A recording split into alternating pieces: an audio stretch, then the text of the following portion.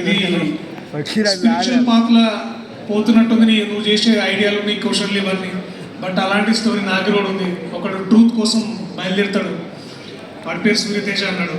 ఆ ఫకీరు జగదీష్ ఆయన ఇంకా ఇద్దరు వేసుకుని వచ్చిండు అనమాట, ఇంకో ఇద్దరు ఫకీరు. ఈయన పెద్ద అంటే వాళ్ళిద్దరు ఇంకా ఎక్కువ ఫకీర్లు ఉన్నారు బాగా.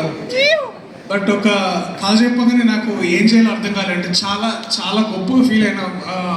ఇలాంటి ఆలోచన చేస్తున్నందుకు నేనే I'm proud of you Jagadish అన్నా అనుకున్నా, కానీ ఆయనే అనుకున్నాడు కాబట్టి నేను కొత్తగా చెప్పాల్సిన అవసరం లేదు. But I'm really proud of you రా.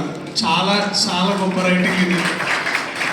అండ్ మీ ముగ్గురు చూస్తే అంతే అనిపిస్తుంది, కార్తికేయ, జగదీష్ అండ్ వంశీ. మొన్న ఒక సిరీస్లో ఒక డైలాగ్ ఉంది, ఇప్పుడు చెప్తా. రైటర్ బాప్ హోతా హై బాప్. So it was so good.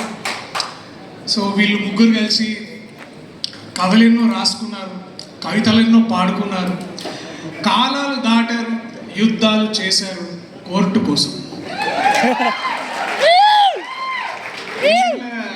వీళ్ళ ముగ్గురు వెనకాల నేను కూడా నడుస్తుంటే ఇంకొక ముగ్గురు పక్క నుంచి చూసి ఆకాశం తకాలని మాతో రా చూపిస్తాం మీకు ఆ సరదా అని ఇద్దరు అక్కలు వచ్చారు వెనకాల నుంచి. దీప్తి అక్క అండ్ మా ప్రొడ్యూసర్ ప్రశాంతి గారు వచ్చి, సరే దాబెట మీరేది ఇప్పుడు ఆకాశం దాకా వెళ్దాం అనుకుంటున్నారా, సరే మనం ట్రై చేద్దామంటే సరే రాకెట్లో కూర్చోబెట్టారు అనమాట. ఆ రాకెట్కి మేమందరం కూర్చుంటే దాన్ని నడిపించింది మా నాని అన్న. ఆయన ఆకాశం కాదు సుక్కల దాకా తీసుకుపోయాడు మమ్మల్ని. మా చుక్కల్లో చంద్రుడు మా నాని అన్న. థ్యాంక్స్ అన్న, ఇది మీరు నమ్మకపోయి ఉంటే ఇక్కడ దాకా వచ్చి ఉండేది కాదు. అది అందరం చెప్తున్నాం, మళ్ళీ మళ్ళీ చెప్తున్నాం. ఇది మళ్ళీ మళ్ళీ చెప్పుకోవడంలో మాకు గర్వమే ఉంది, కానీ ఏదో రిపీటెడ్గా అని ఏ రోజు అనిపిస్తలేదు.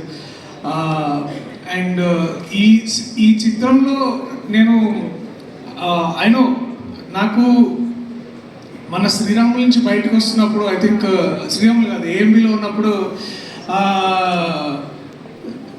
మధ్యలో వాష్రూమ్కి వెళ్ళిండు మా అన్న సీతారాం. వెళ్తే వాళ్ళు టాయిలెట్లు ఉన్న వాళ్ళు సినిమా అట్లుందన్న ఇట్లుందన్న ఇట్లుందని అట్లుందని మాట్లాడుకుంటుంటే, అంటే వేరే లాంగ్వేజ్